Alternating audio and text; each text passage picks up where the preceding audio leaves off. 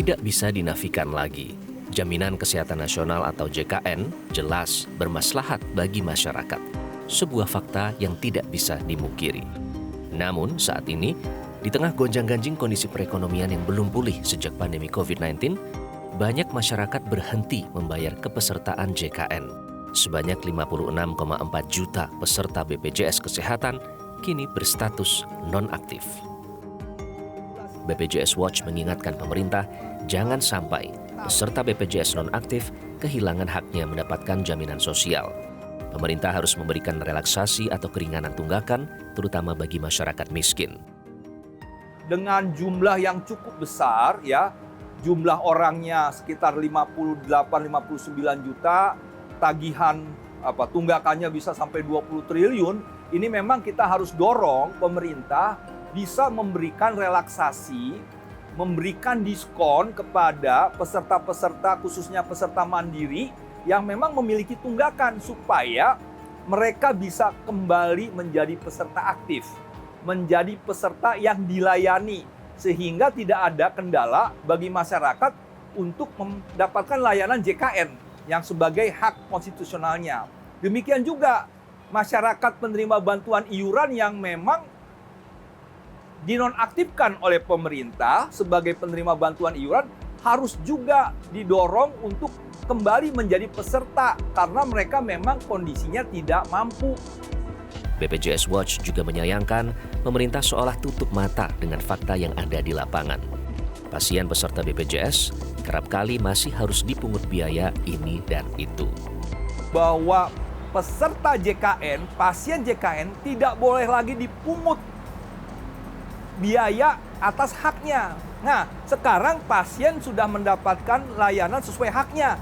Tidak boleh lagi disuruh membayar terkait dengan obat ataupun alat kesehatan. Dan itu menjadi tanggung jawab BPJS Kesehatan untuk menghadirkan pembiayaan untuk kesembuhan pasien. Dan rumah sakit harus juga mendukung secara medis terkait dengan pelayanan kesehatan kepada peserta yang membutuhkannya seperti itu. Sekarang tim Realitas akan menemui langsung Direktur Utama Rumah Sakit Harapan Kita yang juga merupakan rujukan Pusat Jantung Nasional.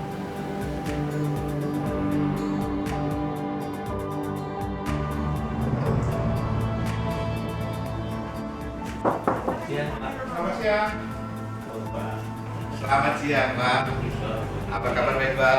Sehat ya? Boleh, silakan. Silakan. BPJS Kesehatan sudah bolak-balik dilanda defisit.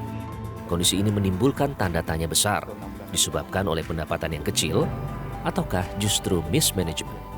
Sejauh ini bentuk yang sudah diberikan pelayanan BPJS kepada masyarakat seperti apa, dan selama tahun 2024 ada berapa pasien yang menerima fasilitas BPJS itu? Perlu diketahui, rumah sakit ini kalau kita lihat secara sepintas, layanan yang diberikan itu 90% adalah pasien BPJS. 90%. Angkanya dalam 10 tahun itu bergerak 85 sampai 90%. Jadi majority adalah pasien BPJS. Pertanyaannya, pelayanan apa yang kami berikan? Ya, segala hal yang terkait dengan pelayanan penyakit jantung dan pembuluh darah. Kemudian ada juga, saya sempat riset soal katup. Nah, tindakannya ditanggung tapi alatnya harus membeli sendiri. Nah, kita ingin mendapatkan pencerahan nih Pak, sejauh mana yang ditanggung dan mana yang tidak ditanggung. Ya, ini mungkin perlu klarifikasi ini. Nggak semua yang dikatakan tadi betul ya.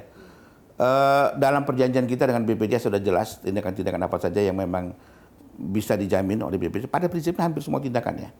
Jadi kita harus bedakan antara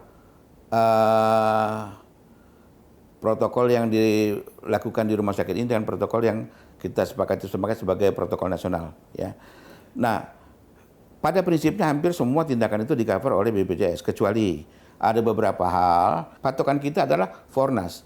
Obat-obatan itu masuk ke dalam skema formularium nasional yang sudah disepakati bersama. Sepanjang itu di Fornas, nggak pernah ada kita minta dari luar. Sepanjang itu Fornas, ya.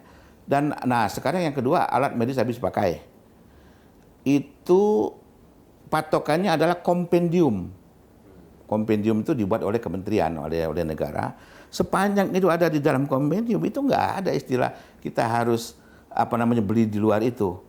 Yang jadi masalah adalah di sistem kita tidak ada istilah pasien BPJS yang harus cost sharing, bayar.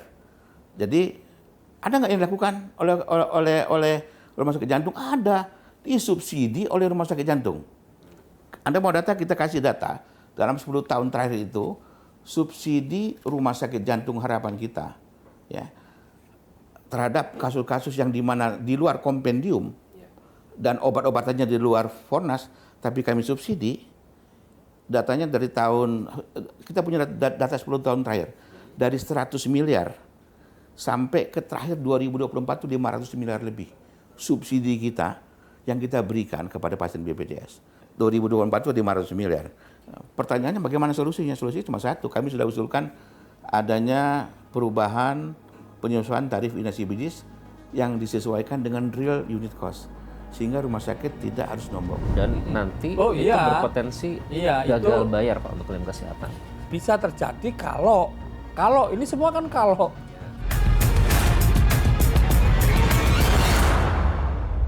Jelajahi cara baru mendapatkan informasi. Download Metro TV Extend sekarang.